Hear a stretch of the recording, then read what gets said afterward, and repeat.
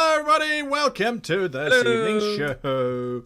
How's everybody doing? Good to see my full cast here and to see everybody in chat. And namaste to you, Lance Pickett. I know that's not Punjabi, but it's Hindi, so, there we go. But nonetheless, good to see you all here. We've got some new names in there. We've got some old names in there. Laura Bones is here with her tentacles, so that's good. Always fun to see that. Stamps is reminding us that he is Greek and that this campaign is honouring him, absolutely. I'm actually reading a Greek book at the moment, a piece of it's a work of fiction.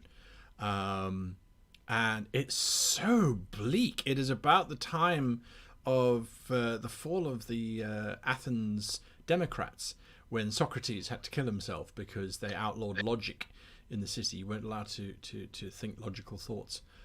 It's so bleak. It's really dark. Anyway, sorry, that's a complete aside. Trump would have liked that. What's that? Trump would have liked that. Yes, I think so. I think he possibly would have been part of the oligarchs who were pushing for that type of thing. Anyway. Yeah, but it's going to be fun, though, because Cassandra, who works with the Assassin's Guild, is going to fight the Templars and save Socrates. I played that game. It's fine. Oh, is it fine? He Historically survives? accurate. Okay, cool. It does a kind of, this is before all the real shit happened. Stuff. Sorry. Still getting used Careful. to Yeah. I am a sailor, so I've got a mouth like one. Anyway, folks, do you actually have to do spoiler alerts for history? This was nearly 2,200 years ago. I mean, I don't think we have to worry too much. 2,200 years ago. I was just wondering. Yeah. I don't want See, to after that, there was a plague. Don't go. See, after that, there was a That's plague. right. All the leaders died. There was a revolution. The city went downhill, and now it's like it is today. So there. You talking about the New York in the 1970s? Greece. Exactly. Yeah, Similar. absolutely. I mean, that's history, though, isn't it? All right, so Laura Bones can only stay for an hour today, so we need to make sure that the show runs to only an hour. All right. So we should just play it double time, and then we'll get through it faster. Anyway, so cast your minds back last week. Let's see. Last week. Deimos, why don't you tell us what happened last week? Thanks. Well, last week was pretty uneventful, in my opinion. There certainly wasn't a giant tentacle that almost murdered my friend. And he was, I believe, messed with by a parrotfish? Mm-hmm. Correct? I traded rum for prostitutes. Yeah. Which, good business. And there was some talking, some discussing. That was pretty much what happened. That's it. Pretty much what happened. Do you remember how it ended? Yes, I do. We accepted a position or a mission at Mirren's great excitement, which I kind of liked seeing Mirren to be this excited about, frankly, anything besides cartography. And we met a beautiful merfolk person who enabled us to have the power of breathing underwater. And then because of that, there was a rather sweet moment where Shifty agreed to help Deimos because he was terrified, and I got to watch everyone kind of drown on dry land and then jump into the water. I believe we just headed down, and I think as we sunk beneath the deep, that was it. That's it. That was where it brings us current. That's absolutely correct. As you sink deeper and deeper down under the water, the light doesn't change too dramatically. As you recall, you could see all the way to the bottom of the Madas Bay, as it's called. I'll remind you with that map, this is where you are. The undersea city of the merfolk, known as Murkos, is here in Madas Bay. And that's where you have sunk to the bottom of, following this young merfolk maid who has beseeched you to follow, basically, as best you can. And so I will show you now what is revealed before you, but before we get there, so as you are sinking deeper and deeper down, fish are swarming and darting away, little silver arrows, literally as seem to be driven by randomness, and They moving left, right. The colors are an absolutely dazzling array, and so as you sinking further down, you can see arrayed before you a rather damaged old city. It looks as if it could have been on the coast of Utherios. You can see the layout where there's a large remains of some kind of amphitheater, although it has long since been overgrown by corals and seagrasses and the like. But directly below you, where she is heading, aside from this ruined city, there is a particularly large shell. It looks like an ancient conch, but from this distance, you can estimate that it is easily 80 or 90 foot in length, and probably the same in diameter, although it does seem to be half buried into the sand. There are several puncture marks towards the tip of this shell that seem to be fairly recent. You can see that the mud and sediment that had settled around most of the shell has been significantly disturbed by a rather large hole. And she doesn't go anywhere near that hole. Instead, she leads you to the base of the conch, which is this cavern-like opening, which would give you entrance inside of it. As she is swimming towards this thing, a young merfolk dressed in bronze armor and wearing a helmet that looks very similar to the types of helmets worn by the Utherian guards comes swimming up to you four and gives you this critical look with these weird blue eyes of his. And she turns and she says, "This is Ruban. He will guide you through the shell to the source of the disturbance." He looks at the four of you. Well met. Can you tell us any more about this disturbance? Shifty? I was just wondering, the potions the others took last time, does it give them the others the ability to hear, or do I have to translate everything? No, they can hear, and Okay, you can perfect, understand what they're perfect. saying as well. Yeah. I'm a huge fan of this. I do the customary greeting Absolutely. and say, "Hi, I'm Shifty, and these are Demas, Mirren, and Raj." Or do you say it Raj? You do the R thing, right? Right? Raj. Yeah, that one. He nods at the four of you. "You are the great warriors of your peoples." We are warriors, yes. I just kind of slowly look at Marin. Just, yeah.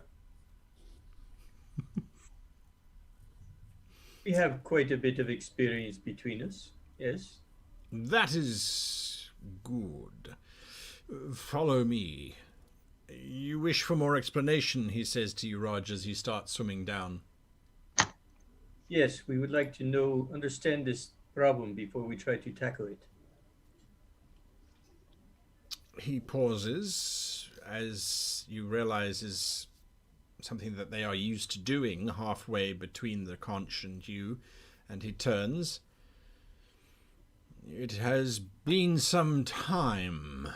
The migration of the Balain have already occurred in the time since its arrival. But there was a great storm, and something punctured into the temple of Pashuin." He points at the conch. "At first it was thought to be something dropped from one of the ships. But after a time, we began noticing a weakness. Those who lived around Pershuin were lost within a few days of the disaster. Their corpses were taken into Pershuin, for it is the house of the dead, where we lay to rest all of our people. This continued for some time until our great leader decided that we would abandon the city of Murkos until such time as it might be restored to its rightful place, and peace and life returned. We have sent in several warriors to investigate, but those that attempted to go in via the breach of the shell have never made it far. The blood released from the hole has always indicated their untimely demise. It was Arkun, he says, pointing to the female merfolk, that suggested we elicit the help of surfacers, your kind. You have experience in these matters, and that is why you were summoned. It was I who decided to rather take you through the crypts of Pershuin than directly through the damaged section of the temple. We appreciate it. If you wish to return to the damaged section, however, you are welcome to. However, I will not accompany you through them all. That's So fair. there is another way to access besides going through the damaged section. Yes, he points to the large opening of the conch. This is the traditional entrance into Pershuin. From here, the dead are then interred deeper within the shell itself. And this way is safer? I believe it is more safe than directly attempting to enter through the breach. We have not sent warriors through this way before, but anything is better than immediate perishing upon entering the breach, is it not? So how long, how much time elapses before you see the signs of warrior demise, usually? It is irregular. There is a great light, and then death descends upon those nearby. Light? Yes. At first we thought it was divine presence, a blessing from the gods, until we realized that it was death that was brought by the light. And have you determined where the light originates? From within the Pershuin. Okay. I look at Raj and nod.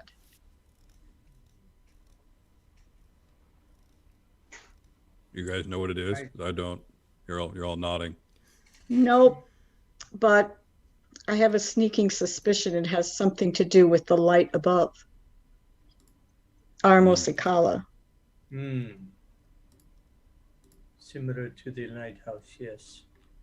Maybe even linked. Well, let's go in and find out. Yes. I've never been to a merfolk temple. Then you have Tell no me, more Abel. questions? Me neither. Besides being a sailor, what skills do you possess? Sorry, who are you talking to? The Deimos. Oh, Deimos.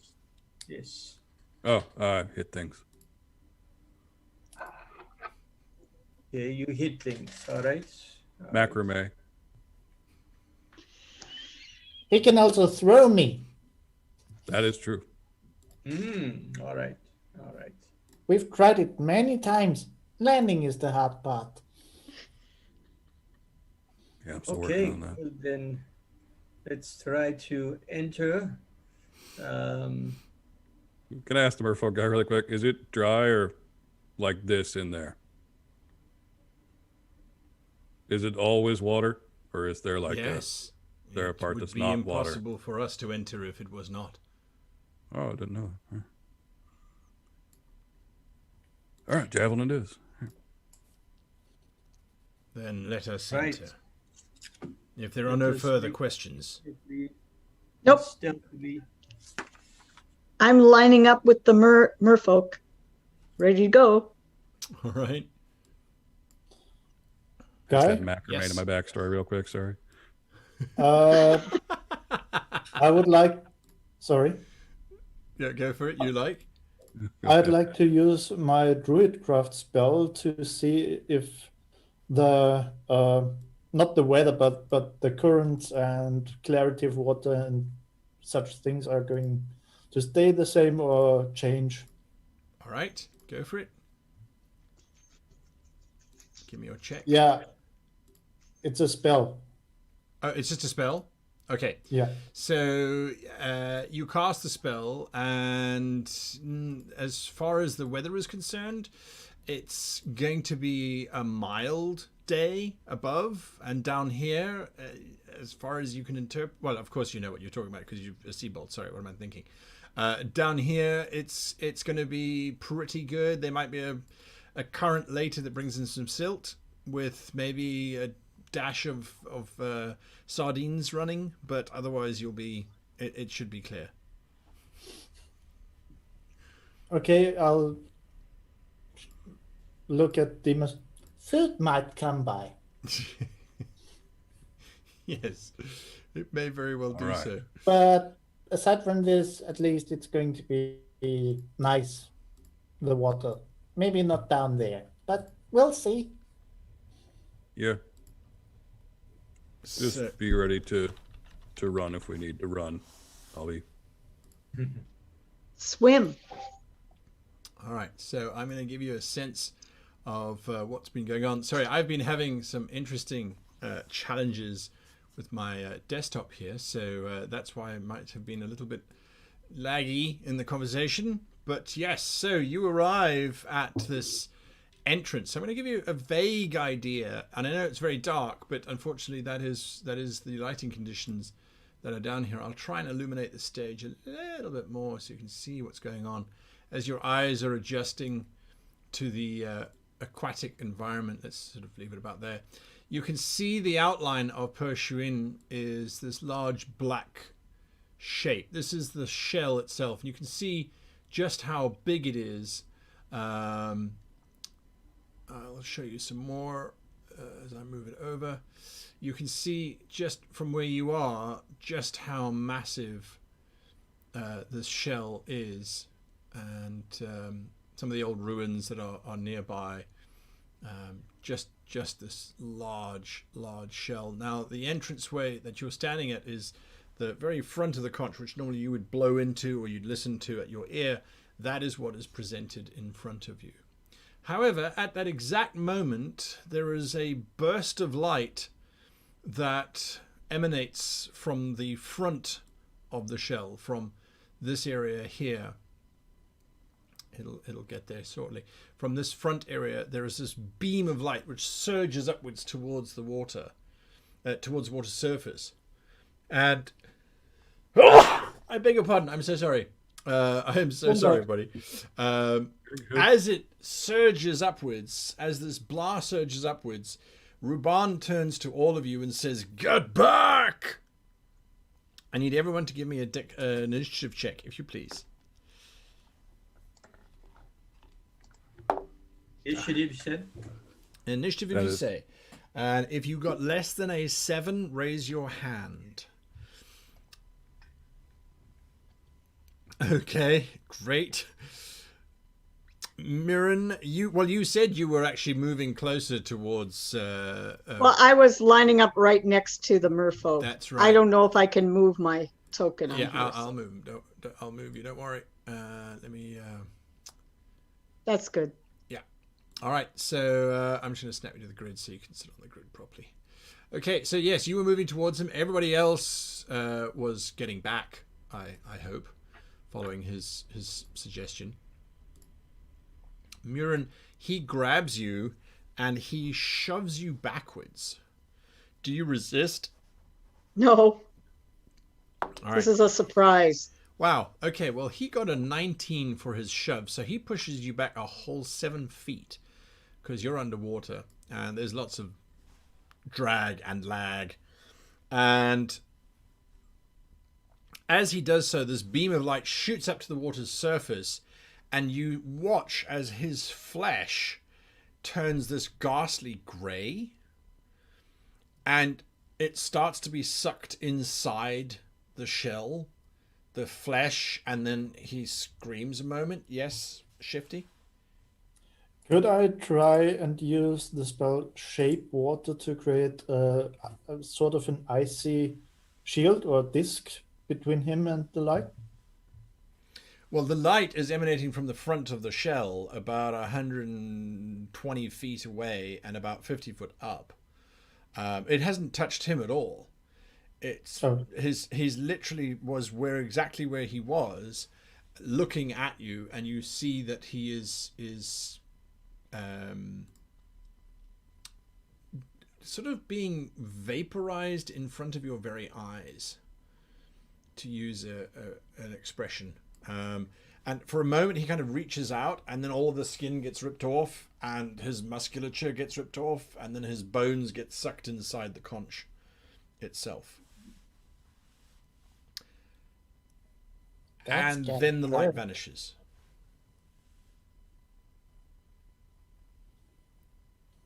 All right, let's get this done. Watch out for that light thingy. So he gets sucked all the way to the other side? Inside. No, he gets sucked inside. Where he was leading you to, he gets sucked inside. Oh, yeah. Shifty, you stay behind me till it's time to hurt. Are you leading the way, Deimos? Yep. Stand out here and wonder, or we can get inside. Yeah, well, yeah. Yeah, I guess. Do we have any light source?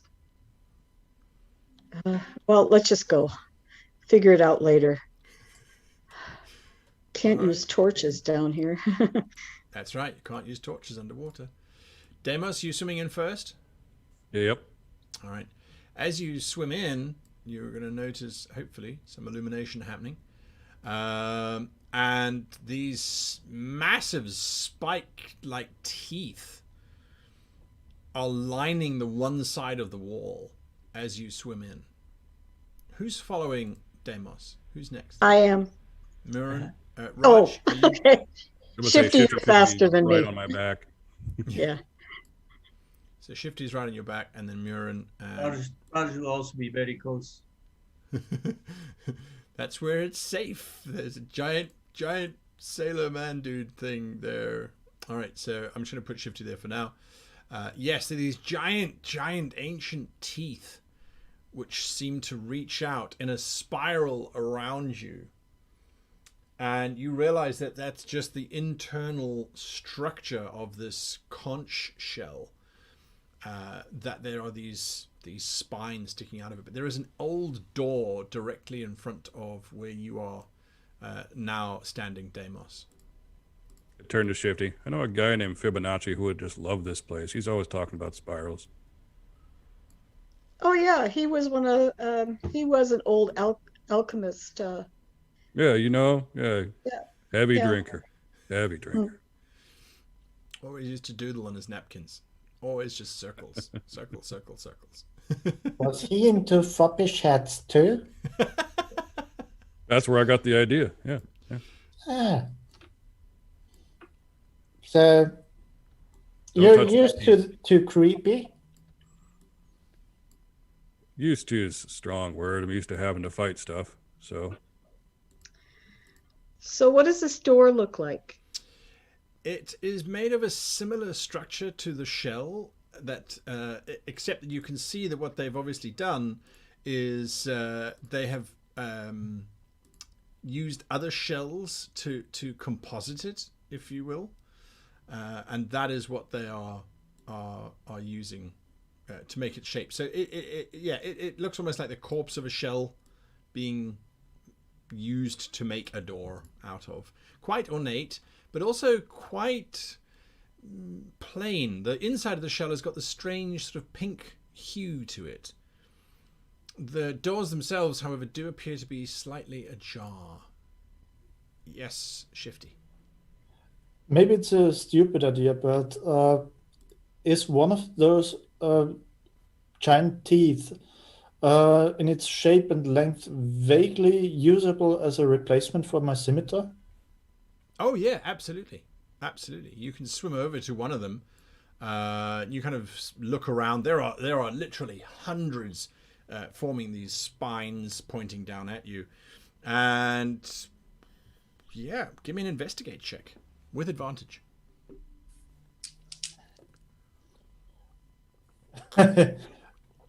I'm so glad you said advantage, because otherwise it would have been a fumble.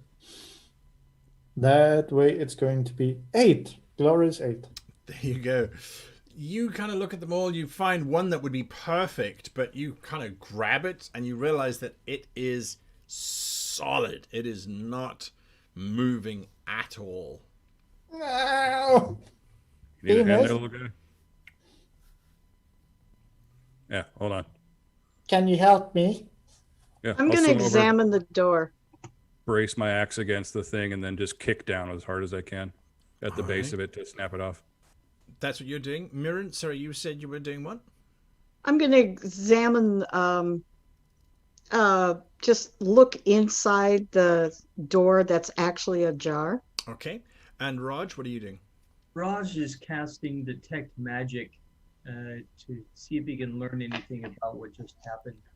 Ah, all right. So that's what you guys are doing. So yes, you pull on your axe, and there's a clink, and one of these large spiny teeth pops out quite nicely for you to use, Shifty, as a scimitar. What are you looking on the door for specifically, Mirren? I'm the usual things. Is there a latch? Is there a lock? I can see that it's ajar. That's right. I'm going to so- see if it moves easily. No, it's Yeah. a door, not a jar. So when you sort of peer through, you can see this vague. Well, it's maybe more disconcerting than anything, but the door itself looks as if it was bound by a bouquet of sea flowers, for lack of a better word. But unlike the flowers above, they don't have to be picked. They've been bound onto branches of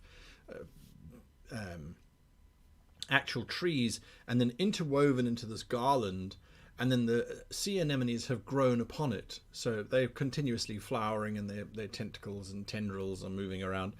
But that's what seems to be binding the door to be closed, which, knowing that this is the place that the merfolk place their dead, you suspect this is more of a perhaps some kind of custom or traditional way of binding doors against death, or it's one slash of a blade, or you could probably even just pull this thing apart and it would open up. There's nothing that would stop it. The reason why the doors are ajar is because there's obviously water moving through, and that's just ever so slightly pushing them open. What you see beyond, however, is, and this you can vaguely see on the map already, it looks like the shell inside continues in the same smooth, polished surface that the section that you're in currently is. But it also looks like there's some very strange purple tendrils, or veins even, that are growing on the surface just as far as you can see. I do apologize. Raj, you cast your detect magic, and there is a faint trail of necromantic energy which pulls through the water like a black cord from outside the conch through the door and deeper into the shell itself. All right. Raj is also going to cast Mage Armor just to be safe, which will bring his armor class up to 16 Nice. for the next 8 hours. Shifty, you have your scimitar. What I'm going to say is I'm going to go old school, and I'm going to say it gives you a -1 to your attack, because it's unbalanced. However, it does give you a +2 to your damage. Nice. Okay. Raj tells everyone there is necrotic damage, necrotic magic being used here. We must proceed with extreme caution. Lean down to Shifty. What's necrotic magic? Death. That's pretty much death magic, so it sucks the life from you. Okay, watching out for that. I'll pull Yeah. out my sword and unbind the door. Easy enough. The door swings open and reveals the chamber in front of you. There is a large statue of this. It looks like a prince, a human prince, standing proud with his jaw jutting forward. Quite a handsome carving, if ever there was one. He stands in the middle of the room, but growing over it, or into it, or upon it, you can see these large purple tendrils that have like these slightly pink cocoons within them.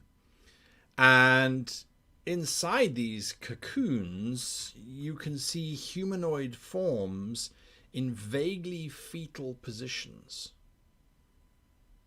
Some of the cocoons are quite small and only house one body. Some of them, like the one that's grown over the statue, you can see there are 4 or 5 bodies within them. Then there appears to be 2 doors further across to the north and to the south. We investigate the bodies to see. You investigate the bodies. Don't loot me wait. in there, buddy. Yeah, wait, don't get within 5 feet of it yet. Shifty, I want to move in, staying clear of the tentacles, just against the wall there by the door. And Right. Shifty, what is this? I'm sorry, what is what? Come in here. What is this? I'll move out of the way so he can get in, but All right. I'm staying back against the wall. I don't want to get touched by I these gotcha. things. Are you moving in, Shifty? Yes, can I try identifying what Mirror means? These look to you like the egg sacs of sharks. They lay eggs that are similar to this. They're usually similar in structure as well, a sort of a hard chitinous type of stuff. But then sharks usually hatch out of them. Give me a history check. Let's go with that.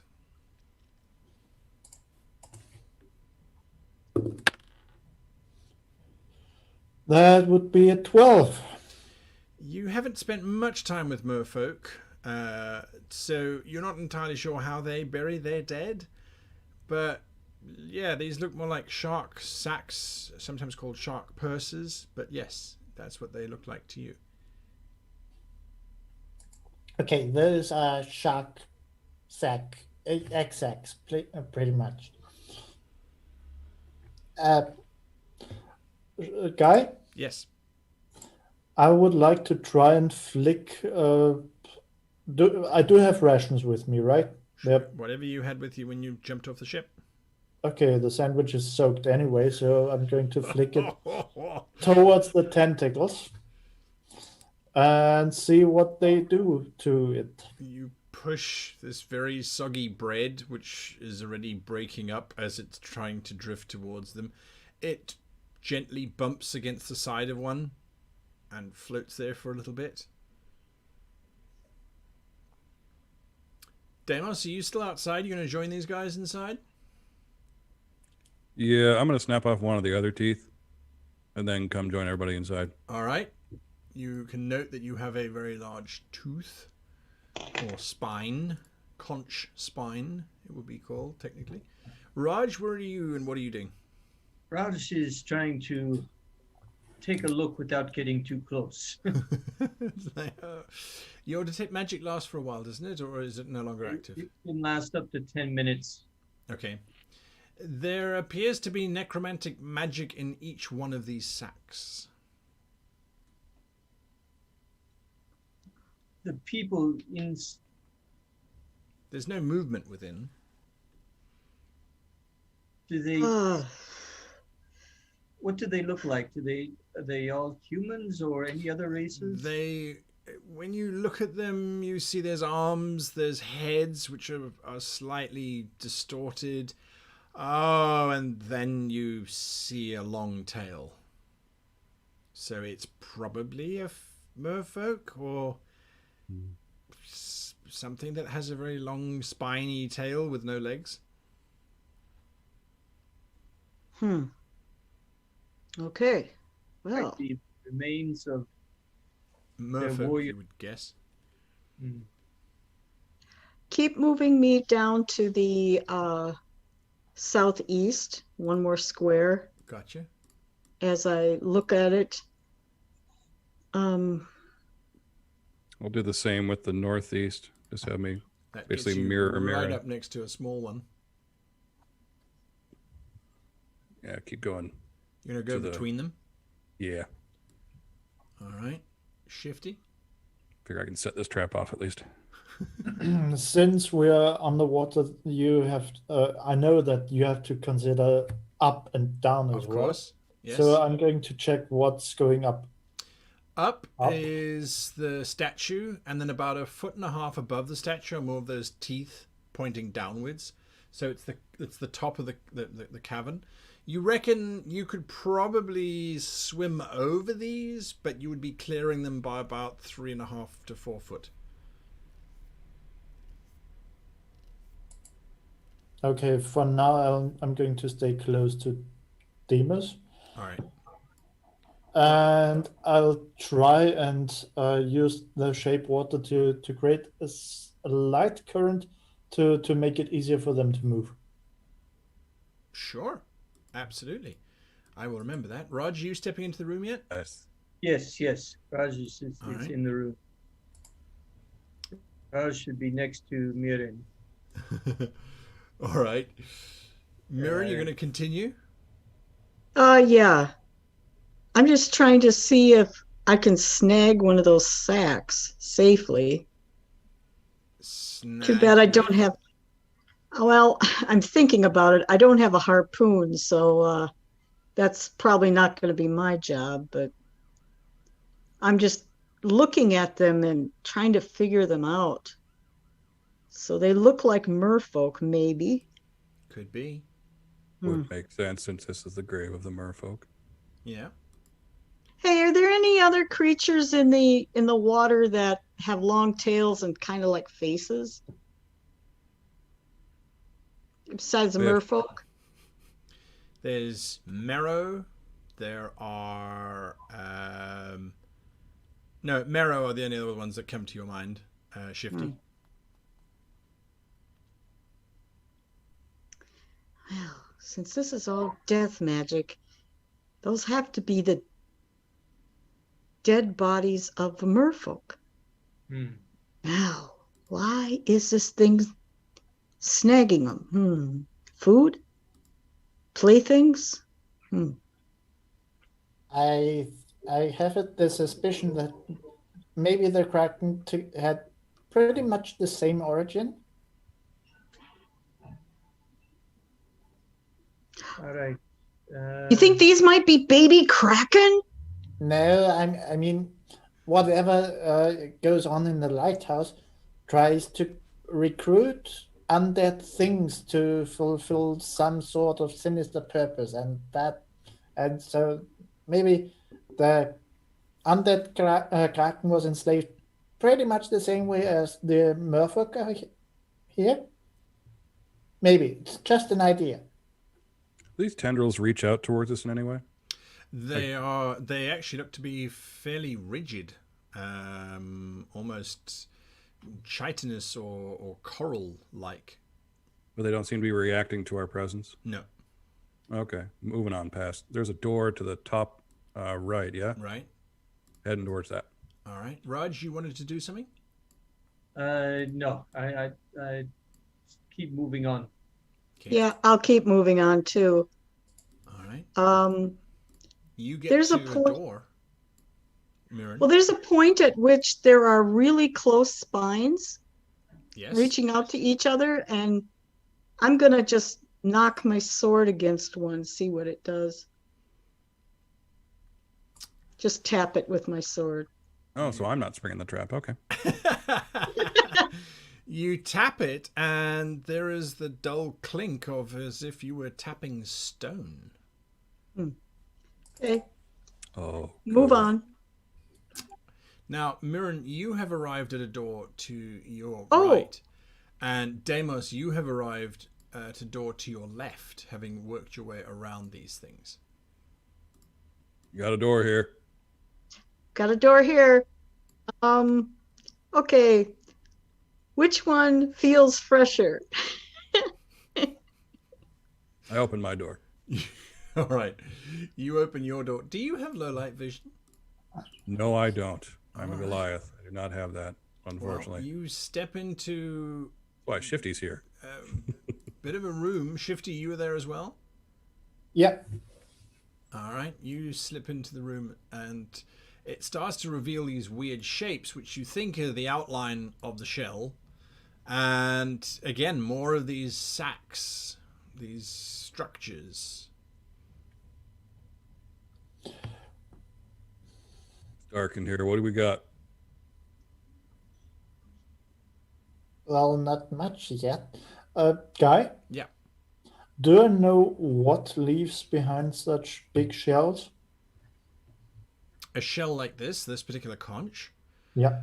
Oh, yeah, there are rumors of the titanic beasts of the depths that occasionally there's a legend of a fish or a shark or a shell or something of truly colossal size being found. Usually it's never alive, and that's often taken as a blessing because whatever size creatures these are, they are truly, truly gigantic.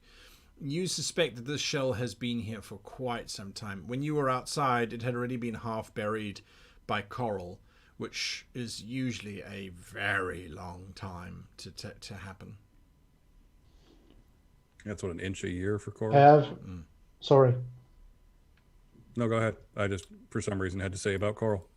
have I ever encountered anything that could give me an idea how this whole shell is structured? Well, if it's structured like most of the other ones, then it will be a spiral within a spiral within a spiral, leading to the very tip. But you've seen that a lot of the walls have been polished smooth, and they might have cut out some of the spirals to make more room. Meanwhile, Hey, Raj. Mirror and Mirage. Raj, I'm going to open the door, okay? All right, let's just take a look. Yes. Yeah, I'm just looking. I don't want to. Anyway, Do you have low light vision? I do. All right. You look in, and from where you are looking, I'm going to say that you get to see that.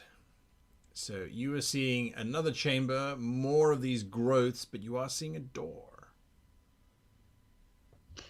Hey, guys, we got a door over here in this chamber. Gotta give me a minute. Okay. Go to the door. Shift, you want to go this way? I can't see it in this one, but she says there's a door. If they can see better than us, we should stick to them. Alrighty. Yes. We will take the long way around and get to them. All right. Booyakasha. There's a video coming out in a couple of weeks that you guys have just narrowly avoided being the poster children for. Immediate splitting the party upon danger. Yeah. There's a part of that. Part of that. So you all gather around the door. Who's going to go in first? I will. Murin leaps in to the room. Okay. And I will reveal that for you because you have low light vision. Raj will follow closely behind. That did not do what I wanted to do. Unsee that. So I will have to manually do it. I know why. I know why it did that. I built the dungeon wrong. It's my bad. All right. So that's what you're seeing. Okay, I don't Yes. see any creatures in here. Come on in. Just more of these sacks. Yeah, more of those sack things. Yeah. Yeah. All right. So And I'll move toward the door, 2 more squares. towards the door. Okay. So now you can see that there is a door to your left, but there is also a door directly in front of you, which has had one of these sacks grow over most of it. Demos, where are you going? You following Muranin? Yeah, I'm following behind Raj, since Raj was right behind Yeah, me. Raj is right behind Murin. Okay. Pop you there, and Shifty, you're following Demos. So I'll pop you there as well. Yeah, Shifty's kind of leading me. Yeah. So there's a door to your left, and there's a door that has been slightly overgrown by these pod-like things. Hmm. Can we get to the door that is overgrown? Well, you can get to it. It doesn't look like you can open it, though, without breaking some of that overgrowth. The door, unfortunately, opens inwards, and it looks as if the pod has sealed that section up. Well, let's see if this door will lead to that section. Everyone okay with that? I can't see. Yes. Okay. So you open up the door to the door directly in front of you? Yeah. All right. That reveals a fairly small chamber. Shifty, in keeping with your spiral idea, it does look as if they've actually cornered off certain sections of the spiral, breaking it. And now that you look at the wall that has this door in it, you realize that that has been made up of lots of shell compressed together and then just polished smooth to try and make it look like it fits the inside of the shell. But you suspect that the room that you guys were in would have been a continuous spiral under normal circumstances. Okay, for the sake of time constraints, I just tell them I don't roll. Do I have to roll it? No. No. Okay. Oh. I do have an idea though that might help us see. What do Okay. you got, little buddy? Could I cast Fairy Fire not on an area, but based on one of us, so he or she emits light? Sure. I like that idea. No. Not on me. I'm fine with it. Maybe You'd be not. easier to hit. That would be the downside. Only if I was metagaming and knew what Fairy Fire did. Well, that's true too. Sorry. So, I don't know Just how much I know. Just an idea that might help us see. I can cast it on myself. Why don't you cast it on your tooth? What good would that be? I'd have to smile all the time. That's The gonna one give you're me cramp. holding. The one you're holding. And it's only gonna shine in one way. Okay, I'm open. I'm moving in this next room. the door won't open. The Oh, pod is overgrown. the door in front of me? Oh, yeah, you can move into the... You mean this room here? Absolutely. Yeah. There Yeah. aren't any doors leading out of it, though. Mm-hmm. And the DM says excitedly, absolutely. Panic. Quietly panic. I'll So just yeah. look around. Tell me what's going on with that overgrowth door. I will go and start snapping off twigs. Okay. Because we're going to kick this off one way or the other. We only have a certain amount of time. And I want to hit something. All right. You go over Got and it. you start to snap on some tines. Shifty, you're about to say something as Demos is about to do that. If you let me do that, I'm going to cast the Fairy Fire on myself. All right. So I emit 360 degrees, bright yellowish light around for 20 feet. For 20 feet. All right. Yeah, it's not really bright, but the color is a bright yellow. So Ern's idea was actually really good to use it on the spine. Well, now well, Shifty's the- glowing. the All right. the spine won't come with us. I do. Oh, you meant this? Whoops. Well, you're glowing now, so it is what it is. There's this nice warm glow that's now taken over. And Deimos, as you start to snap on the pod, there is movement inside the pod. One of the skeletons suddenly twitches. Oh, I pull out a javelin, stab it in the pod as hard as I can immediately. It's one was like, oh, no. As you slam that javelin into the pod cracks like sheet glass. And this strange green liquid starts to seep out of it, mingling with the seawater around you. And then, very, very suddenly, this undead hand just shatters through the glass and starts reaching towards you. But this starts happening all around you. The pod's behind you, the pod's in the other rooms. You just start hearing this underwater. I need everybody to go into initiative, if you please. I woke up Neo. I will ask for your initiative now. Oh, almost the same. Oh. That's the sound of a player rolling a very high number. Not. So let's see. Murin, what did you get? 6. Well, there it is. Deimos. 10. 10. Shifty, you got higher than a 10 for me? 18. And then Raj? Raj got a 12. 12. That's a very respectable number. Raj was hoping for an 18 so he could just leave and be like, sorry, guys. Yeah, I'm out. Goodbye. Back to a one-on-one game. See you. All right, so up first is Shifty, and what you can see is emerging out of this pod is this very, very cadaverous looking merfolk skeleton, and they seem to be just popping up from everywhere. Mirror, in the room that you're in, 3 of them are starting to shatter through the pods that they are in, and this is where you find yourself. Oh, and that one. What you doing, Shifty? Do the undead in the main room awaken too? You would have to go and check. I'm Don't just go and going check. to assume they do. Okay. And I dropped my fairy fire. It had a very short life.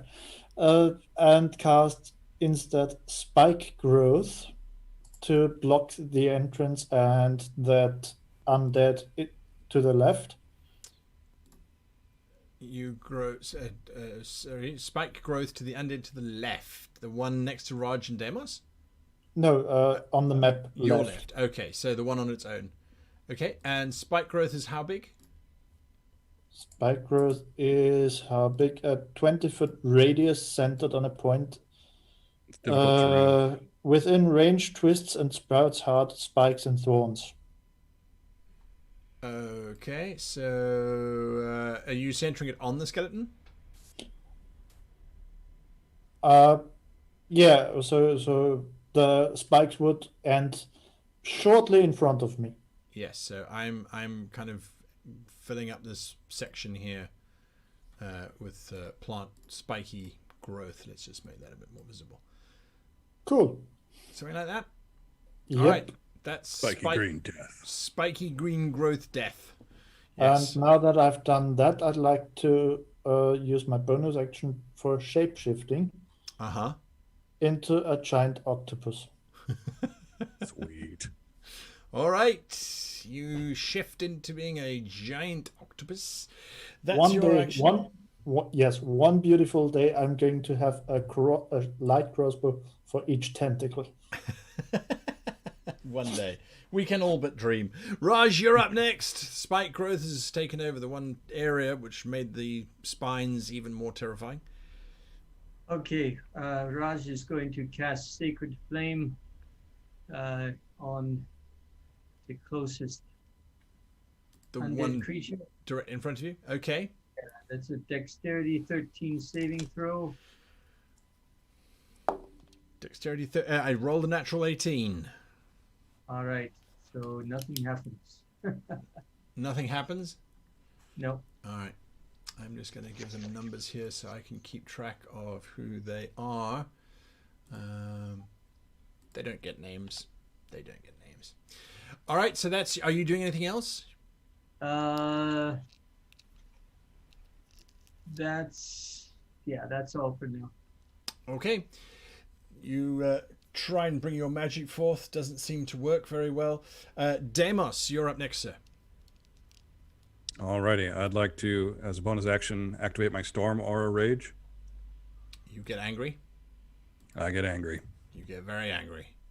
And now that I'm blind again, I imagine my attack is at disadvantage. Yes, sir. I would like to use Reckless Attack so I can gain advantage, which actually I think negate both disadvantages from being an axe and being blind. Because they roll. don't stack. Thank you, mechanics. Yeah, you just gamed the game. Well done, you. Look at you. And I rolled an 11. Oh, yeah. An 11 hits because it's still trying to wiggle free of its entrapment, but you reckon under normal circumstances it would not have hit. I can imagine. Yeah. Do you it's going to be 6 plus 2, 8. 8 points of damage? Yep. All right.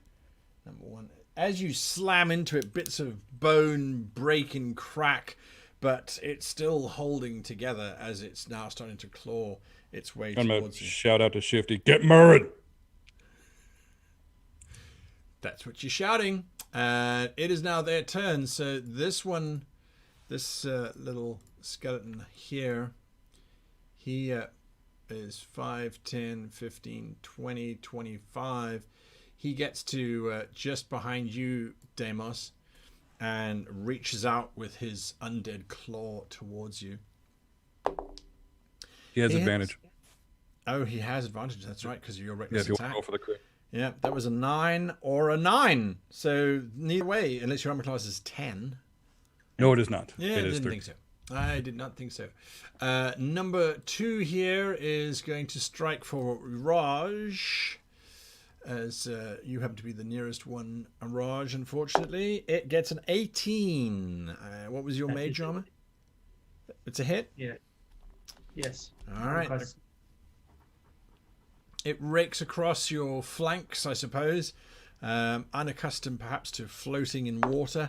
You take 4 points of damage as it kind of slashes out at you with its claws. Then... So just to confirm, Shifty, you cast plant growth or spike growth? Spike growth. Spike growth. But that's on the floor, right? It says things sprout from the floor. Not necessarily. It's just the rules just say they sprout. And it's a 20-foot cube or 20-foot area? I hate to be this GM asking this kind of question, but I don't want to cheat, and I feel like it's very important right now. It does specify the ground in a 20-foot radius center, and a point within range begins to... All right. We'll take that as it is for now. It swims over your plant growth then, or your spike growth, without too much of effect, and comes to attack you, Shifty. And if I'm wrong... Well, we'll talk about it at the end of the show. It swipes at you. It hits an armor class of 13. Being a giant octopus that hits. It rakes its claw across you, and you take 3 points of damage, slashing damage there. Murin, you're in a world of fun. 3 of these things are going to close in on you. So number 8 is going to slash at you. It gets a grand total of 4, so it misses. 7 is going to slash at you. It gets a 15. Nope. It misses, and then 6 drifts across, and you are now surrounded by these things. So it hits an 18. Yep. All right. The claw reaches out. 6 points of damage as it cuts across your flesh. Okay. That then takes us to you, as a matter of fact. Okay. Bonus action. Hunter's mark on number 6. Hunter's mark on number 6. Okay. And I am going to smack it. All right. I'm just. I hope. Marked. Let me see. Does 21 hit? Yes, it does. Okay, let me see. Let me see. Yeah, that's a 8 + 1. Total of 10 points of damage. It dies horribly. Good. It shatters into 1,000 little pieces. I'm done. All right. I was expecting more. It sounded so grand. All right. Shifty, you're up in your many forms. Do you get 8 attacks? No, I should get 2. All right. So the other I get 6 tentacles are just chilling. Oh no, I just get 1. There's no multi-attack on a giant octopus. I got Don't know why, Yeah, it is but what it is. having 8 limbs has no perks. But you look really badass. Yeah, that's true. Well, That's I'm true. only used to having 2 to attack, so maybe it's a It mental could be a thing. psychological thing. I try the slam All right. attack. Make your attack against number 3, I'm Depend. assuming. That would be 19 That's a hit. Definitely a hit. You're bringing all of your arms down onto this merfolkian skeleton. with 13 bludgeoning damage. And Wow. if the target is a creature, it is grappled. Escape DC 16. You rip it apart. Your tentacles wrap around it like the Kraken did before, and you just rip that skeleton into pieces. It's absolutely destroyed. I try and make the Zoidberg sound. Whoop, whoop, whoop, whoop, whoop. Okay. Raj? All right, Raj is going again with Sacred Flame on number 1. Number 1, we roll, and it gets a 10. That is not enough. And that is 7 points of damage. 7 points damage to number 1. It explodes in magical destruction. Holy light. Bits of it drift around as this light surrounds it. You doing anything else, Raj? That's. Wait a minute. Let me just check real quick if it's an action. As a bonus action, Yeah. He starts singing a song. Bardic inspiration. Aha. So, within 60 feet, anyone that can hear me gets an inspiration dice. So for the next 10 minutes, any one of you, after seeing a roll that you think needs a little boost, can one time add 1d6 to that roll. Nice. Sweet. That's what you That get. attack or damage? It's just That's ability check, attack roll, or saving throw. There you Okay. go. There you go. That's what Raj is doing while he's gurgling his merry little tune. Demos? Wah, wah, wah, wah. Yes.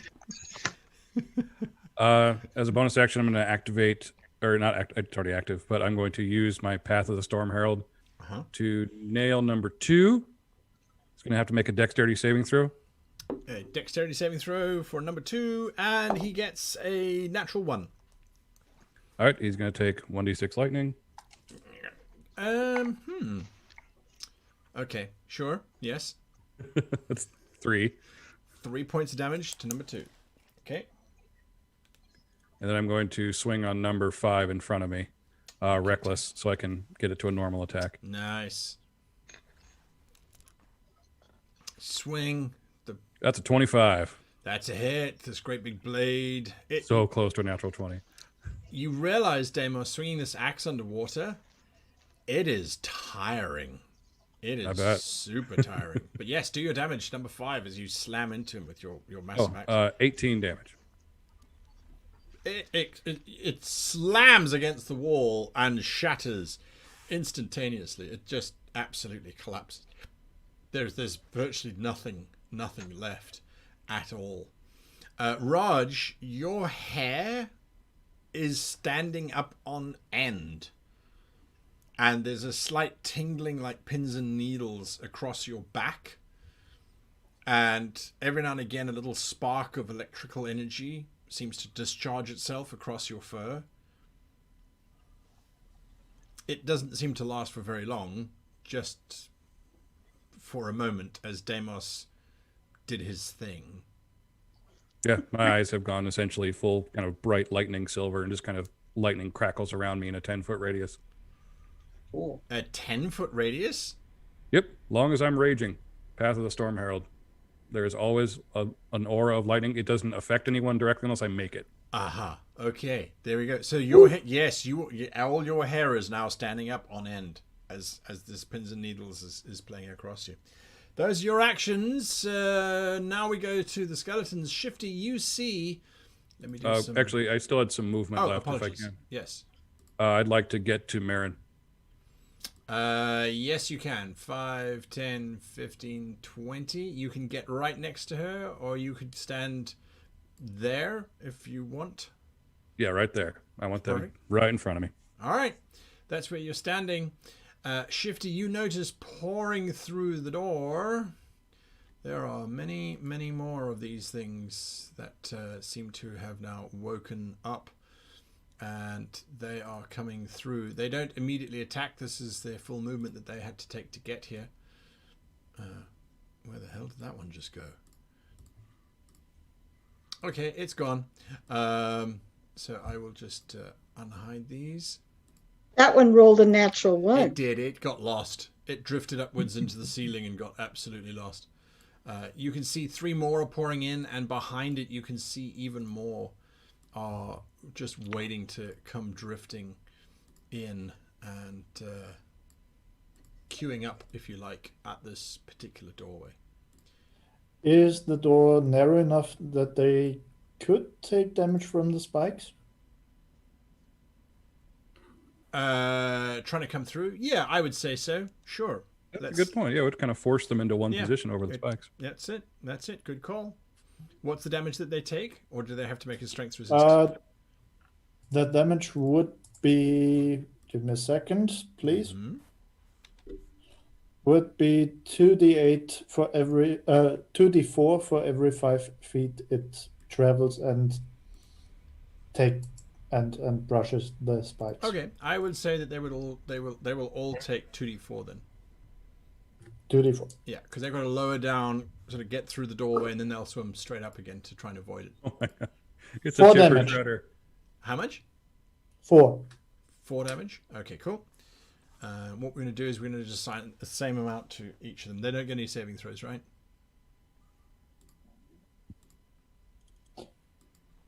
Any creature that can't see the area, blah blah blah, Yeah. must make a wisdom perception check against your spell save DC to recognize the terrain is hazardous before entering it. Okay, they didn't. They're undead, so they all took 4. All right, perfect. Mirren, you're about to get attacked by number 8. He swipes at you. His claw reaches out. Death upon it. He hits a 15. Nope. But it grips your armor and doesn't seem to find any purchase. Deimos, your interposition has caused number 7 to refocus upon you. It reaches out towards you. It has advantage, correct? It does. Yeah. It Every swipes attacking out at you and gets a natural 20. That would definitely hit. I would say so. Yeah, I would say so. Wait a minute, just remind me, what did natural 20s do? Cause double damage, right? We don't have to go Yeah. double damage. Sorry, Either damage or damage dice. It's up to you. Right. Sorry, I was playing a Das Schwarze Auge over the weekend, so my brain is, I don't know how many d20s I should be rolling. All right, so you take 5 points of damage as its claw rakes across your chest, trying to rip you open. Is that already halved? No, that's just the amount of damage that you take. I know you're raging, so this is slashing damage. So do with that damage as you will. Okay, You I should be will. halving it, I assume. Yeah, I'll half that to. Mm-hmm. I rolled a 2 and a Is it 3. rounded up. Okay. That's why I rolled a 5. Yeah. That's all it's got. And Mirren, you're up. Bonus action to move my hunter's mark to number 8. Sure. And that will be a with my short bow. Are you firing a bow? Okay. No, I mean short sword. Sorry. Sorry. Okay. Okay, so that going would John be Wick in here. 16. 16 to 16. hit? Oh yeah, you hit him. Absolutely. That short sword lances forward, its broad base cutting deep into the ribcage of the skeleton, 8 damage. dealing 8 points of damage to number 8. It's still standing, although its ribcage, you ripped out half of the cage with your attack there. Did you add your extra for Hunter's Mark? Yeah, I did. Okay, Yep. just making sure. So that means Shifty, you're up. What are you doing? I swim towards the field below number 1, Okay, sure. and then I ink cloud them. A 20-foot radius cloud of ink extends all around the octopus if it is underwater. The area is heavily obscured for 1 minute, although a significant current can disperse the ink. Wait. After releasing the ink, the octopus can use the dash action as a bonus action. Did you say a 20-foot radius? Radius. Yep. Yeah, it's no joke. They fill the entire area. Raj is screwed. All right. Well, he's inked. Give me a needle and I tattoo them. Apparently. All right, so this ink just sprays out everywhere. And well, this should hopefully give them disadvantage, just like me. And then I get the F out of H. All right, so where are you swimming to? Towards Raj or towards Deimos and Murin? Towards where I last saw Raj. All right, I need you to give me a survival check, if you please, oh octopi. I don't even know if octopi have survival. Otherwise, I will use mine, if that's okay. Yeah. I didn't think you would use any other. That would be a natural 20. Okay, you swim directly towards where you remember Raj, and after a moment, you actually sail over this cat whose hair is standing up on end. Doing the swim by, not flyby, but swim Yes. by, can I pull him a bit away from that number 2? Well, octopi jet, so you're jetting past him. You want to wrap tentacles around him? Yeah, Shifty. Only if Go I can, only if the action economy allows it. I don't want mind if to- you wrap tentacles around Raj. I'm more worried about Raj being in an ink cloud and then suddenly having tentacles reaching out towards him. That's why I have to grin. All right, Raj, suddenly tentacles are trying to wrap all over you. You did see Shifty turn into an octopi just before the ink cloud. But Raj cannot see No. around him at the moment. No. It's just black ink. All right. To the outside of the cloud, I try and swim. Obviously, saw where the cloud came out, so Yes. I try and head out against the wall where and see if I can get out of this cloud. Okay. What are you doing about the tentacles wrapping around you? Because they are quite large. And they are dragging you in a direction. They're kind thing. They're loving kind tentacles, but they're large, rubbery tentacles with suckers on them. Yeah, but I they don't don't- try to don't- squeeze him to death. Raj doesn't resist. Just take me, Kraken. Take me now. Yeah, he's gonna trust that it's Shifty. All right. I will say that you two managed to drag yourselves to this area where there's this sort of very murky water. You can see that the some of the ink is going out of the door, but the ink is now starting to just wash around inside this room, just generally making the entire space very dark. And Okay. suddenly your taste is of this awful sort of very fish-like flavor. It's quite noxious. Yes, that's what it tastes like. Okay. Raj cannot use Sacred Flame until he can see his target, so he just prepares a ready action that if a skeleton comes within sight, he will Blast it. blast it with Sacred Flame. I like it. I like it. Deimos, ink is starting to seep into this room. Yeah, I'm gonna guess that was Shifty, just out of habit. I am going to use my aura to strike number 8. Sure. I need to make his It's dexterity not going save. to Which I affect don't know. Mirren in the way. You have the ability to hop over people. Yeah, I can choose the creature. Wow.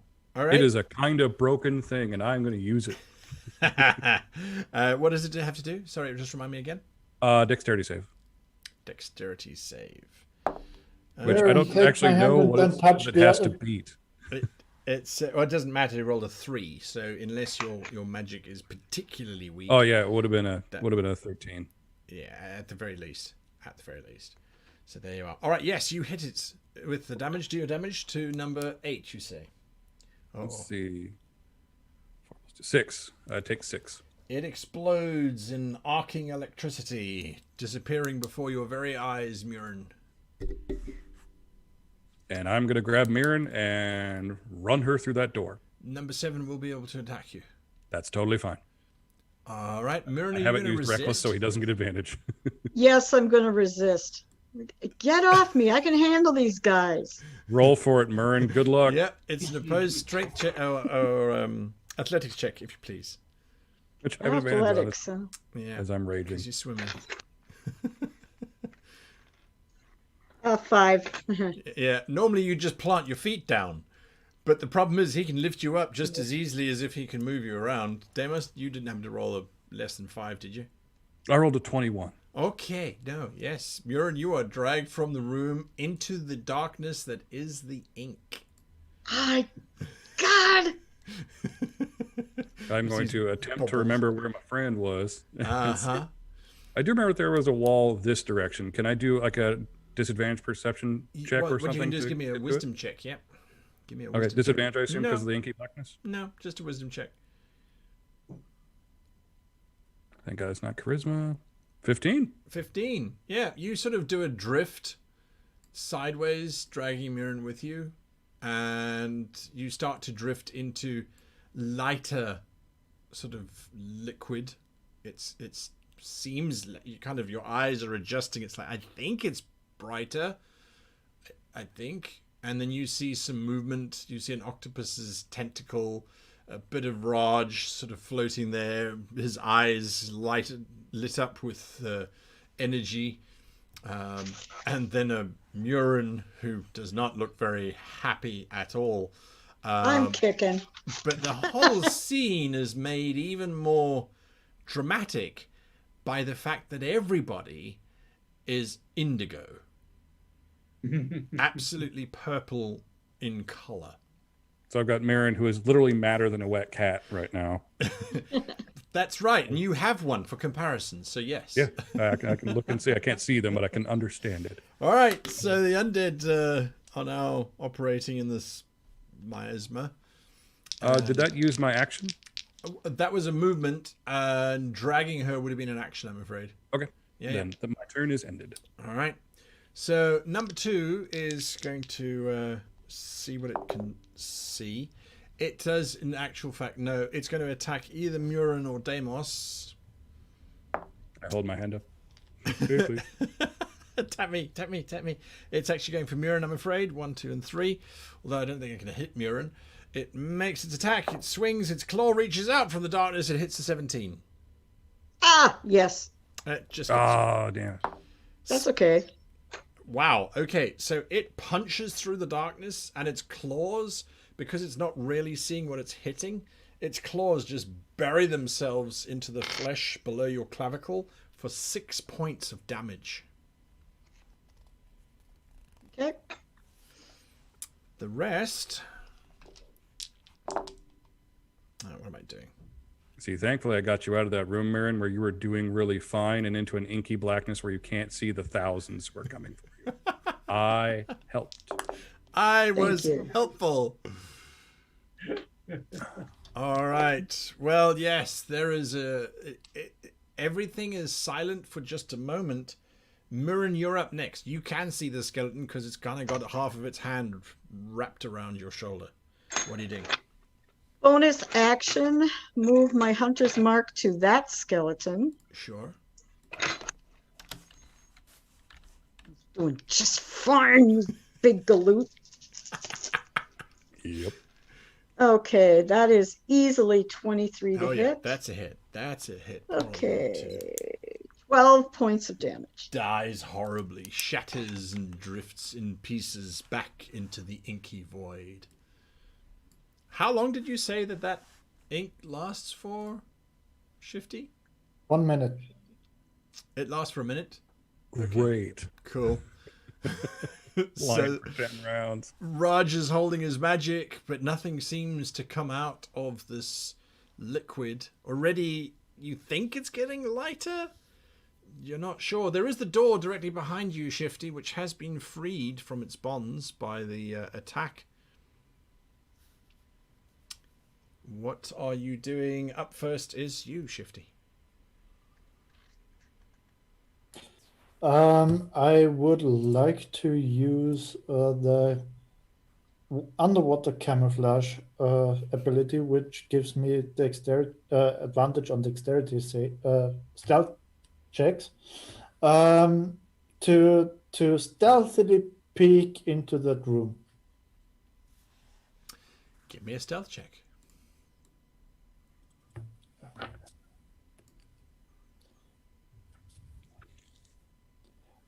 That would be adding the bonus of the tentacle thingy.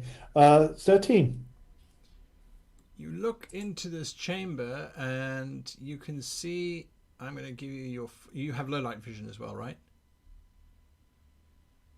I have what vision? Dark vision. I don't.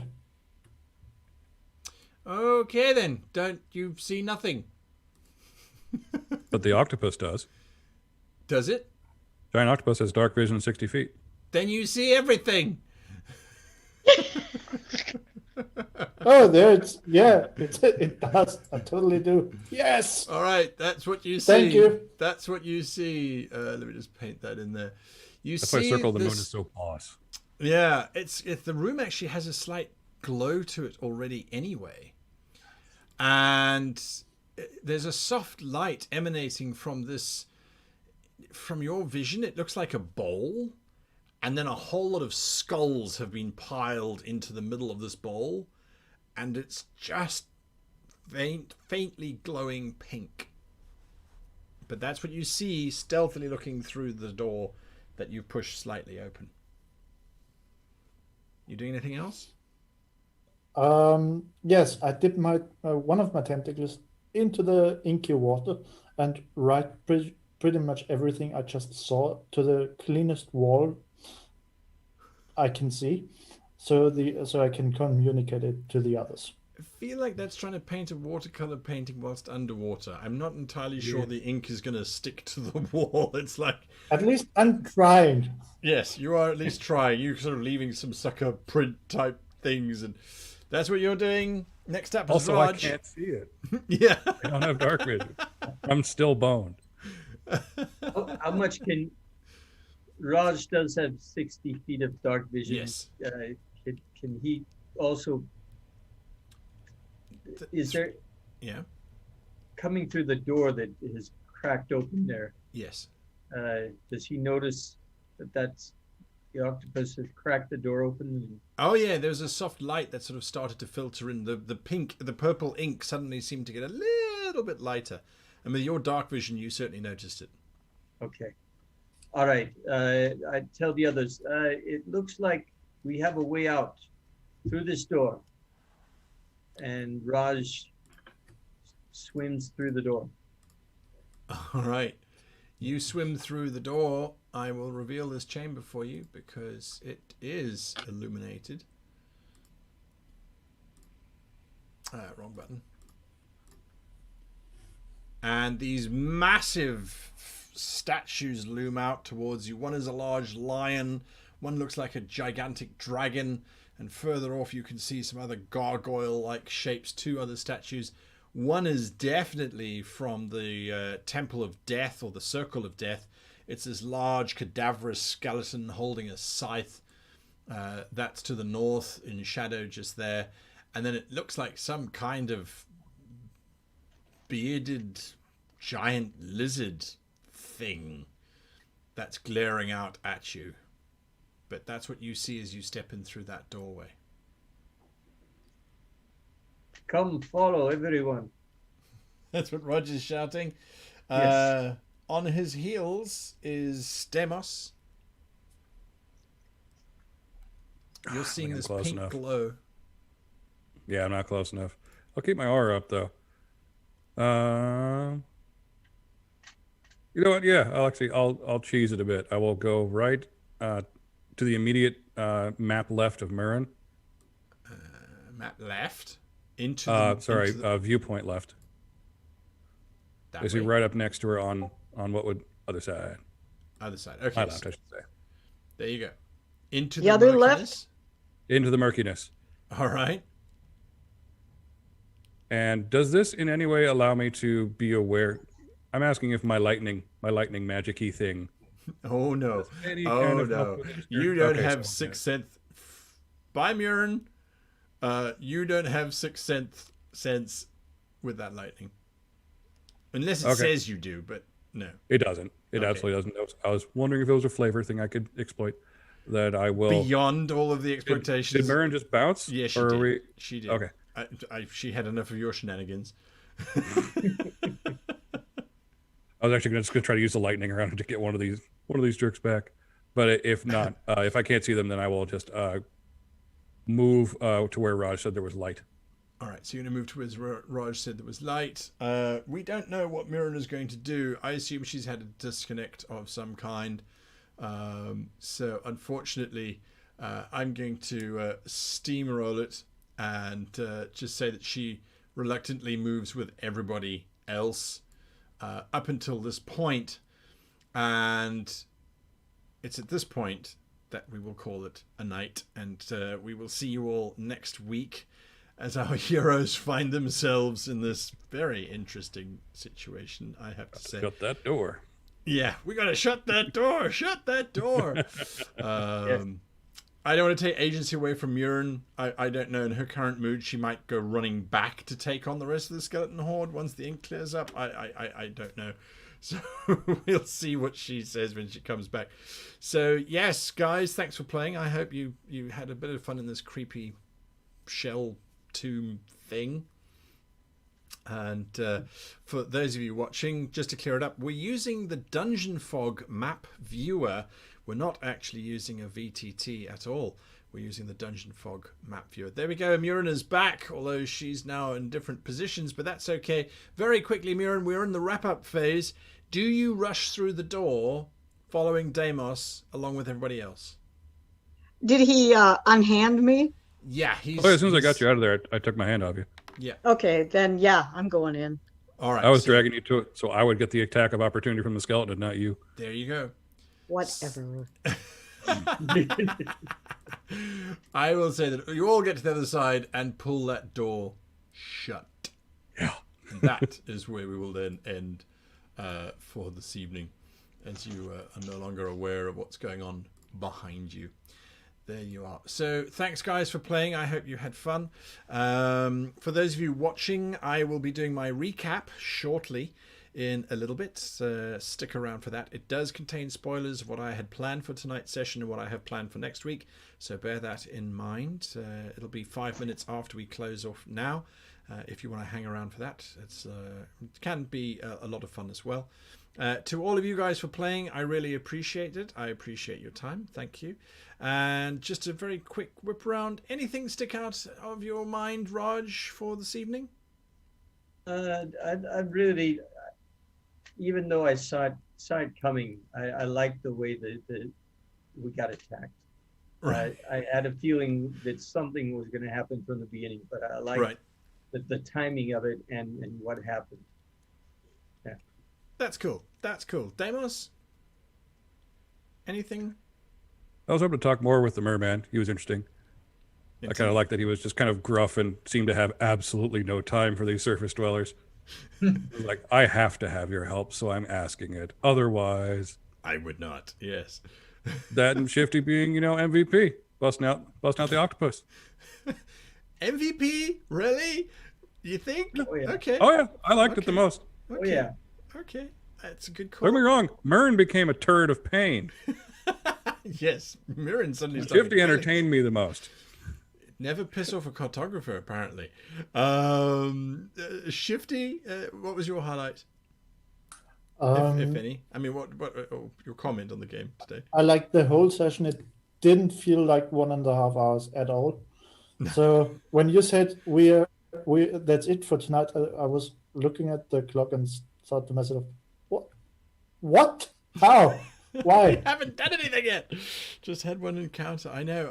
No, I was just in the middle of it, and it was wonderful.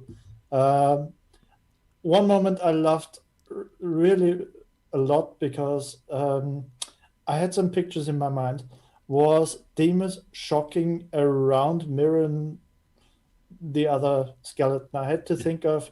Do you know this when you take someone's hand and then with the other hand grab an electric fence? Yes. I had pretty much that in my mind when you did that. Absolutely. Mirren, what was your highlight? Well, I guess a highlight is someone grabbing a ranger who can take care of herself in a battle and pulling her out of battle. That was like, all right, I guess this is what Demos does. He protects his friends, so I guess I can consider myself a friend. But you're going to get some harsh words from me at the beginning of the I do agree that your highlight was getting to touch Deimos. Oh, shots fired. Well, it's going to be interesting to see. It's going to be interesting to see what comes of it. Anyway, guys, thank you so much. We will see you all next week. For those of you staying behind for the debrief and chat, I'll be with you in 5 minutes or so. Anyway, thanks all. We'll see you next week. Goodbye. Bye, everybody. Bye.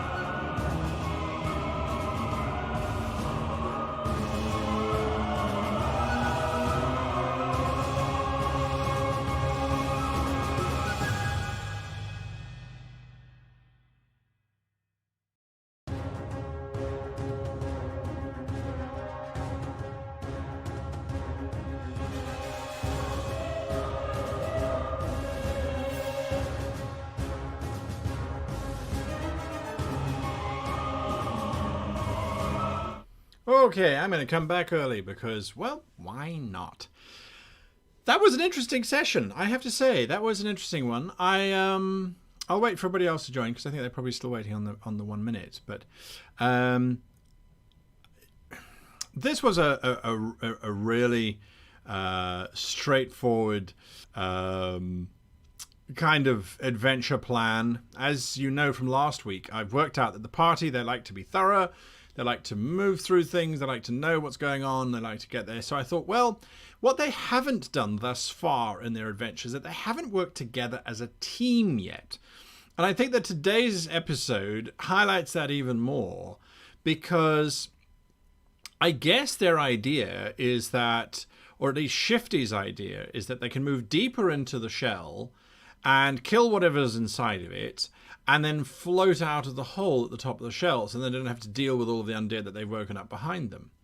And to be perfectly honest with you, I had, when I designed this dungeon, I put it together and I went, okay, cool. I was going to have those undead start emerging the moment that they went into the shell. But I thought, no, that's a bit boring. That's very predictable. Rather let them sort of walk through the space first and identify what was going to sort of happen. Now, I had a kill room that I had planned, that room that Murin was in. She actually doesn't know how lucky she is, because that room has no exits. And there are about 20 or so skeletons in total that have now been activated and released that will be swimming through the waters and trying to catch up with the folk. And I'm sure they can kill them all, but it's those little amounts of damage that do slip through every now and again. I know that they've got some healing potions with them. I think Murin went and bought some of those with her, so that's going to come in handy. But the most important thing for me when I'm doing a dungeon crawl is that I will never do a dungeon crawl that lasts for too long. I suspect next week there will be next week might be a whole nother thing inside the dungeon. Absolutely. What I have planned, I think, is quite exciting. If I show you this, what does it do? No, that shows the wrong screen. And that shows the wrong screen. Okay, so hang on a moment. Let me swap some stuff around. Give me a second here, just that I can show you the master plan. So, like I said, folks, I'm in Dungeon Fog. And so now I can go here, and there we go. Now I'm hiding my OBS, so give me a second here. Right, so now I can see what I'm showing you and what you're seeing. So I'm using the local viewer of Dungeon Fog. If you're unfamiliar with that, you create a campaign, and then you can load up a map and bring in all your tokens, and then you have this remote viewer, which then allows people to see the map and go from there. So you can now see this area here is all the dark area, and these are all the different pods and things. I haven't loaded up all the skeletons onto the map. I wasn't going to preload them. I was basically just sort of working my way through them. So Murin was in this chamber here. I'm hoping you can see my mouse, this kill chamber where there is only one exit. So the skeletons were just going to pour through there and just attack them. If they kind of went that way. If they went this chamber, which is where originally Deimos and Shifty had gone into, they were going to have the same problem. They were basically being trapped in this space. So yeah, that's kind of where they are. The ink I thought was a nice touch. Now there is a very large part of me which would have said skeletons don't care about ink. They don't even, in my opinion, have dark vision. They should just move straight through. But then I thought, you know what? The ink technically is an organic liquid, right? And so if the undead are attracted to organic substances, bear with me here, then the ink would be very distracting. Now, I have had a partner in Japan whose favorite dish is squid ink pasta, which is, I must say, a very visually off-putting dish because it's all black. And when you eat it, your teeth are black and your lips turn black, and it's a very, very I have never touched it. I haven't tried it myself. I don't like fish, so I don't go anywhere near anything like that. But yeah, anyway, so I thought, well, the skeletons are going to get distracted by that. Let's give them an out, because it makes it more tense. It makes it more interesting anyway, because now they're into this chamber here. And this chamber here has got these 4 skeletons in the chamber with the central bowl filled with skulls. And what is going to happen here is, and I haven't worked this part out because I anticipated that they'd probably get to about here by the end of the session. So the bowl is going to have an inscription upon it, and basically the inscription will say, "Read me to open the door." And as they, I should actually write that down because that's what I needed. I was trying to think of what it should say, and that's exactly what it should say. So read me to open the door. Okay. On skull bowl. All right, and that will be written in, I would say, aquatic. Okay. So that will no, as a matter of fact, I would say it's written in aquatic, and then it's going to be written in common tongue as well. Why? Because of what will eventually be discovered, right? And then this activates. So what it does is it activates the statues. But the statues crack open. So this whole idea is revealing layers within layers, right? And so the statues are going to crack open and release this energy form, which congeals into, I was having as my idea, a three-headed shark. Kind of like the idea of Cerberus, the guardian of the gates of hell, but here we have a three-headed shark. So dungeon crawls, as far as I'm concerned, the way that I run them is that they are an endurance test over a fairly long period of time. I hate the idea of adventurers going into a dungeon and then going, oh, well, we should have an 8-hour rest. In a dungeon? That's insane. You would want to leave and come back again. I mean, it doesn't... Anyway. So it's an endurance test. So they've had some combat with the skeletons. I don't think they used a huge amount of their powers that were very high level. They were quite good on that. So now they're going to go in and they're going to fight this tri-headed shark, this three-headed shark, which will hopefully sap them of more of their powers. And if they press forward, then they get to the mundane part of the dungeon, which if they go to the left, there's just some statues that have been salvaged from shipwrecks. There's some open crypts, where the merfolk were buried originally. And on the far side down here, I've actually got a treasure room where there's some ancient treasures and some magical items that have been left behind with a trapped door. That if the door is open, I don't know if you can see this very well, there is a ballista that is designed to fire through that door. So that door is trapped. Now the bad guys haven't got there at all. The bad guys are actually over here in this chamber where that object, that artifact, broke through the roof. This is that artifact. It was just such a beautiful prop from Dungeon Fog that I went, I have to use that. So this is the artifact, and there is a necromancer who is down here and who controls it.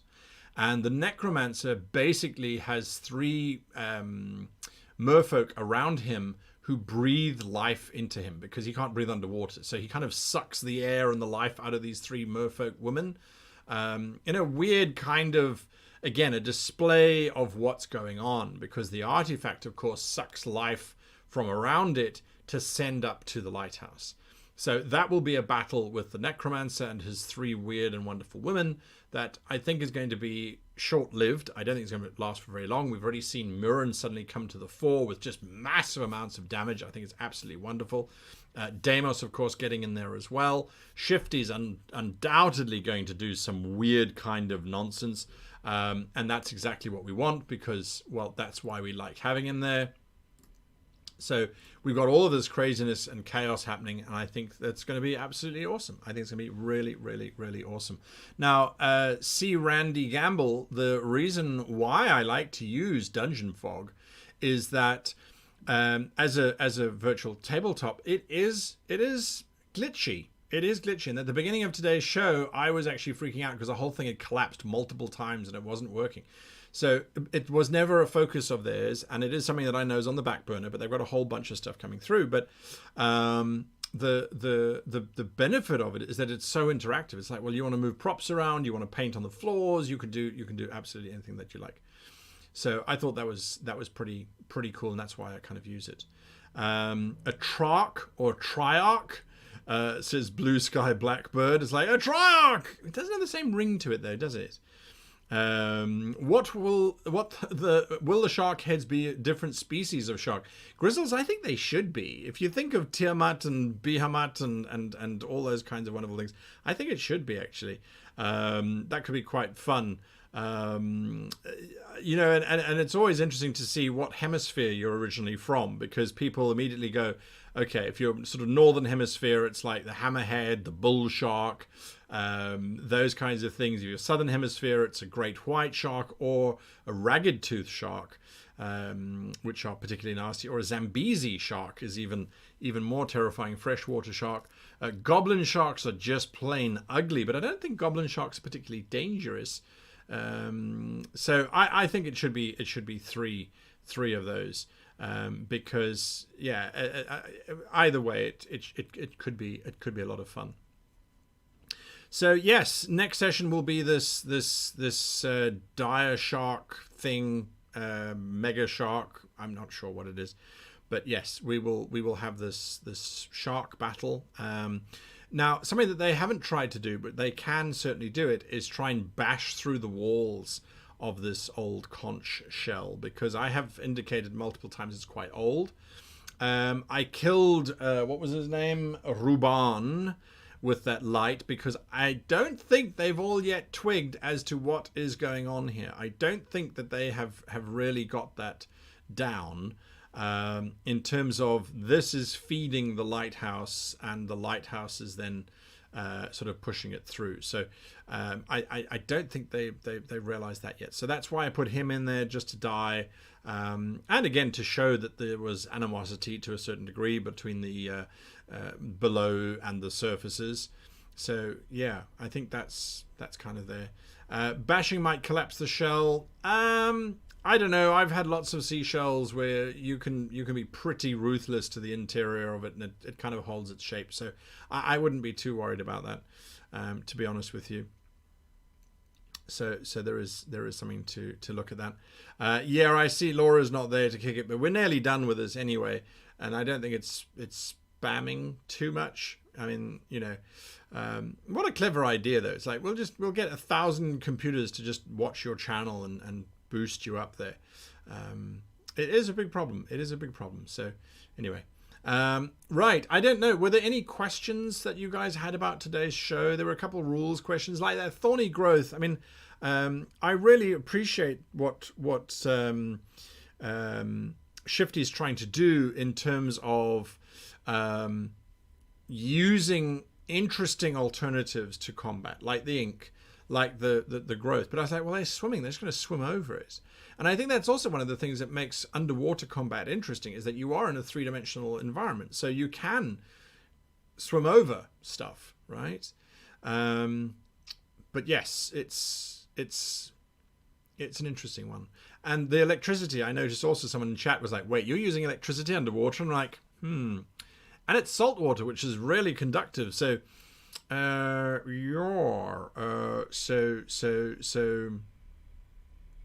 who knows what's going on there. I decided that because he can control who it affects, which I think again it's an interesting power. I was like, well, it'll cause the water to become electrified, but that's probably about it. That would be my guess anyway. But yeah, everyone became a walking battery. Yeah, pretty much. That's kind of the feeling that I get too. Yeah. All right. Well, that's it, folks, from me. I will see you on Saturday for live sessions with a GM. I might have a guest on for that show. I think it is. It's going to be an interesting one nonetheless. This week's video. Yes, this week's video is an interesting one. I think because it is about... is it about splitting the party? I don't know. I recorded a few today because I'm going on holiday in the middle of October. So I was trying to get ahead. But yes, it's... splitting the party is an interesting one because that's what they were doing. They were splitting the party and they were sort of charging ahead. Again, we're seeing this Mirren and Raj team up with Deimos and I want to say Sparky, Deimos and Shifty going in their own directions. If either one of those groups had done the skeleton thing, it would have been a very different combat. It really would have. There would be no collective running away from it. So yeah, I'm glad that they didn't pursue that too much. So yes, it's a good thing that they decided to regroup. I really do think that was a good call on their behalf. Yeah. Okay. Well, we will then see you all this Saturday for live sessions of the gym. If you can make it, that's fantastic. I do like seeing everybody there. We will be doing a review of the adventure submissions that came through, so just bear that in mind. It won't be creative writing, it will be adventure submission and review on that. So that's what we're going to be doing, and of course, like I said, we might have a guest. I need to actually confirm that they're coming or not. Sorry, I've got to get these are my new glasses. They arrived this morning and I've been trying to get used to them, but they sit differently on my face to my old glasses, and they sit slightly lower down because of what they are. They're called varifocals, and so I have to keep remembering. Hang on, there's different parts of the lenses do different things. So it's like I've got to keep them going. So if I'm distracted, that's why. Anyway, until next time, I cannot say thank you enough. I really appreciate you all showing up and watching the show. I hope you have as much fun watching it as I do running it, and we will see you on Saturday. Until next time, however, I wish you and yours the very happiest of gaming.